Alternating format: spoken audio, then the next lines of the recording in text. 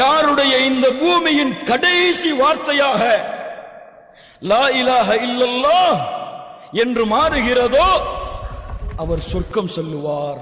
சுப்ஹானல்லாஹி ரப்பில் ஆலமீன். அல்லாஹ் ரப்புல் ஆலமீன் இந்த பாக்கியத்தை கொடுப்பானாக. யார் இந்த லா இலாஹ இல்லல்லாஹ்வை அறிந்தார்களோ அவர்களுடைய உள்ளம் அல்லாஹ்வுடைய அருளால் சூழும். அவர்களுடைய உள்ளம் அல்லாஹ்வுடைய முஹப்பத்தால் சூழும். அவர்களுடைய உள்ளம் அல்லாஹ்வுடைய அச்சத்தால் அல்லாஹ்வுடைய பயத்தால் சூழ்ந்திருக்கும். இந்த லா இலாஹ இல்லல்லாஹ்வை சுமந்தவர்களுடைய தன்மை மூன்று. ஒன்று, அல்லாஹ்வுடைய பாசம், அல்லாஹ்வுடைய நேசம் அவர்களுடைய உள்ளத்தை ஆக்கிரமிக்கும்.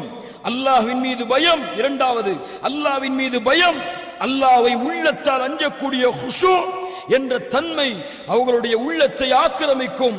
மூன்றாவது, இந்த இரண்டையும் கொண்டு அவர்கள் செய்கின்ற அமல்களை கொண்டு அல்லாஹ்வுடைய